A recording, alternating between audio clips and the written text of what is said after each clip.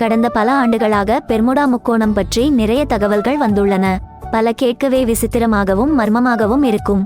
அதனை பற்றிய சரியான உண்மை இதுவரை கண்டறியப்படவில்லை.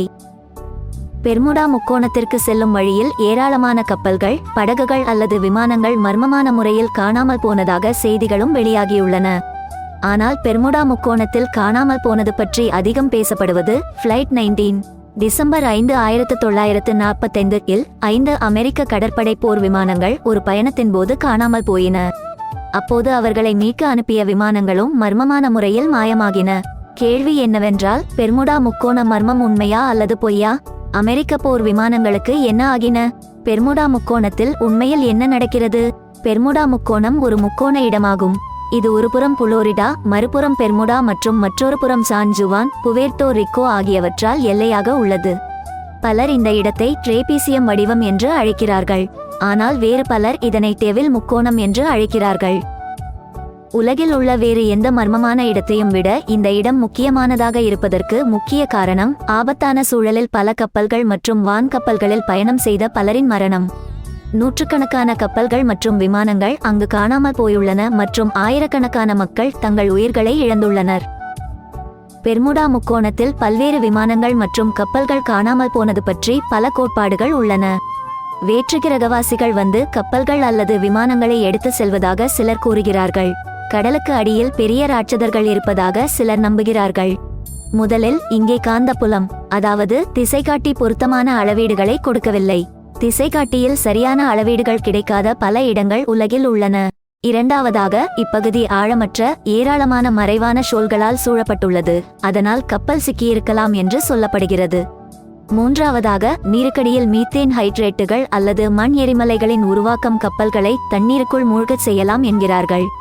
நான்காவதாக, பெர்முடா முக்கோண பகுதி சூறாவளியால் பாதிக்கப்படும் பகுதி. உலகில் அதிக கடல் சூறாவளிகளை கொண்ட நாடுகளின் பட்டியலில் சீனா முதலிடத்தில் உள்ளது. அடுத்து அமெரிக்காவும் கியூபாவும் உள்ளன. சுவாரஸ்யமாக, கியூபா மற்றும் புளோரிடா இந்த பிராந்தியத்தில் அமைந்துள்ளன. இதை தாண்டி இன்னொரு விஷயம் இருக்கிறது, அதாவது மனித உளவியல். இந்த பகுதியில் அதிக ஆர்வம் இருப்பதால் மற்ற பகுதிகளில் விபத்துக்கள் கவனிக்கப்படுவதில்லை. பெர்முடா முக்கோணத்தை தவிர உலகின் பிற பகுதிகளில் இவ்வளவு விபத்துகள் நடப்பதில்லை. இந்த பகுதி உண்மையில் கடலின் மற்ற பகுதிகளை போன்றது. இங்கு ஏராளமான கப்பல்கள் தொடர்ந்து பயணிக்கின்றன. விஞ்ஞானிகளின் கூற்றுப்படி பெர்முடா முக்கோணம் இப்போது வாய் வார்த்தைகளால் மிகவும் பிரபலமாகிவிட்டது. இந்த பகுதியில் இதுவரை கேள்விப்பட்டு வரும் கப்பல்கள் மற்றும் விமானங்கள் காணாமல் போனது பற்றிய கோட்பாடுகளுக்கு எந்த அடிப்படையும் இல்லை என்று ஆராய்ச்சியாளர்கள் நம்புகின்றனர். இங்கே அடிப்படையில் எந்த மர்மமும் இல்லை. சில விபத்துகள் உண்மைதான், ஆனால் அவை வெறும் விபத்துகள் என்று கூறுகின்றனர். பல கப்பல்கள் இப்பகுதி வழியாக ஐரோப்பா, அமெரிக்கா மற்றும் கரீபியன் பகுதிகளுக்கு செல்கின்றன. பல விமான நிறுவனங்கள் கூட வழக்கமான விமான போக்குவரத்தை கொண்டுள்ளன. இதுபோன்ற பகுதிகளில் சில நேரங்களில் விபத்துகள் நடக்கலாம். இதுபோன்ற பல விபத்துகள் மற்ற இடங்களிலும் நடந்துள்ளன. பெர்முடா பற்றி ஏன் இவ்வளவு விவாதம் என்பது கேள்வியாக இருக்கலாம்.